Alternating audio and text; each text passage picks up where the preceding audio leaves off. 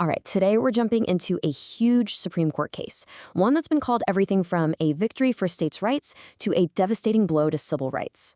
We're talking about Shelby County v. Holder. This 2013 decision didn't just tweak a law, it fundamentally rewired the Voting Rights Act of 1965, which is, without a doubt, one of the most powerful pieces of civil rights legislation in U.S. history. So let's dive right in.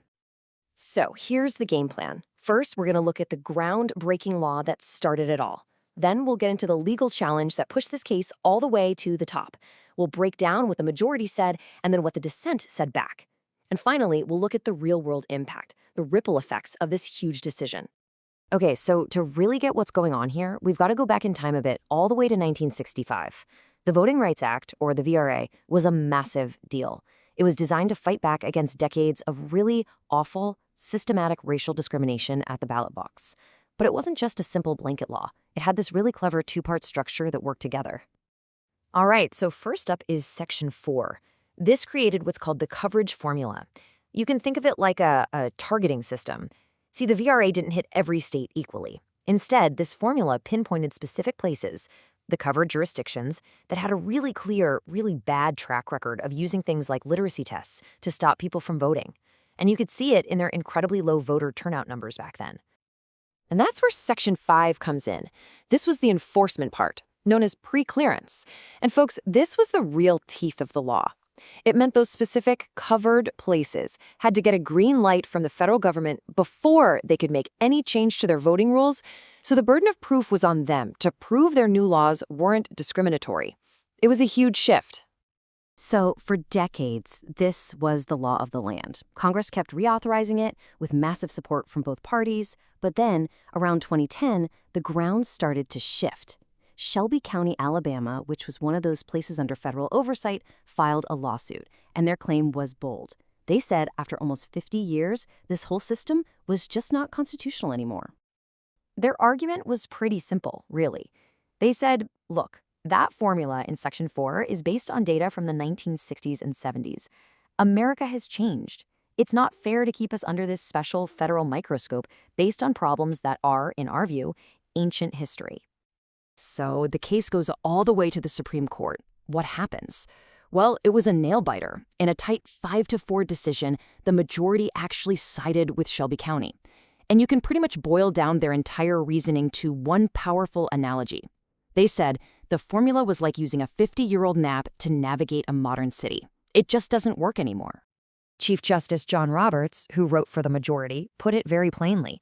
He basically said that sure, the VRA was justified by exceptional conditions way back when, but those conditions just aren't the reality anymore in these places. The problems of 1965, he argued, are not the problems of 2013. And they didn't just pull this out of thin air. They had numbers. Take a look at this table showing the voter registration gap between black and white voters. In Mississippi in 1965, there was a jaw-dropping 63-point gap. But by 2004, that gap had pretty much vanished. In fact, in some places, it had even flipped. For the majority, this was crystal clear proof. The VRA had worked so well that its strongest medicine just wasn't needed anymore. So this all comes down to a big legal idea called equal sovereignty. It sounds fancy, but it just means that the federal government should treat all states equally. The majority said, look, back in 1965, the discrimination was so awful it was okay to treat some states differently. But in 2013, you need a current reason to justify those burdens. And to them, a formula based on 40-year-old data just didn't cut it. But this was not a unanimous decision, not even close. And that brings us to the powerful dissent, which was led by Justice Ruth Bader Ginsburg. She came back with an analogy of her own, and it has become absolutely legendary. This is probably the most famous line from the whole case. What she's saying here is that the majority has it completely backwards. The whole reason things have improved, the whole reason you're not getting soaked by voter discrimination, is because you're holding the pre-clearance umbrella. To throw it away in the middle of the storm, she argued, just makes no sense. And the dissent had its own powerful data point to back this up. Get this.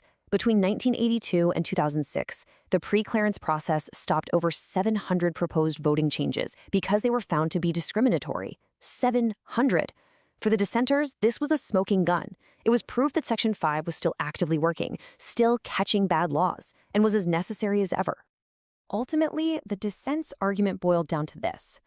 Congress had just reauthorized the act in 2006, after looking at a 15,000-page record that said this remedy was still needed. In their view, it was Congress's job to make that call, not the courts. They felt the court was overstepping its authority and gutting the single best tool the country had to fight voting discrimination. So the ruling comes down, 5-4. What actually happens next? Well, this wasn't some abstract legal opinion. The decision had immediate, real-world consequences. You can think of it like a set of dominoes falling. First, the court knocks over Section 4, the coverage formula, calling it unconstitutional. Okay, domino 2. If there's no formula, there's no legal way to figure out which states are covered. And that leads to the final domino. If no one is covered, then Section 5, that powerful preclearance requirement, is basically turned off. It's still on the books, but it can't be used. Now, this is a really crucial point to get. The ruling did not kill the entire Voting Rights Act. Section 2, which is a nationwide ban on any voting practice that results in discrimination, is still the law.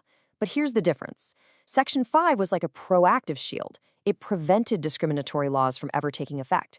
Section 2 is more like a sword you can only use after a law is already in place. That preventative power is what was lost.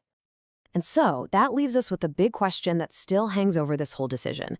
The court essentially tossed the ball to Congress and said, hey, if you want this, write a new formula based on current conditions. But in the years since, Congress hasn't acted. The result is that federal preclearance is, for all practical purposes, gone. The entire landscape of voting rights in America has been changed, leaving us all to debate that critical question. In the 21st century, is the umbrella still needed for the rain?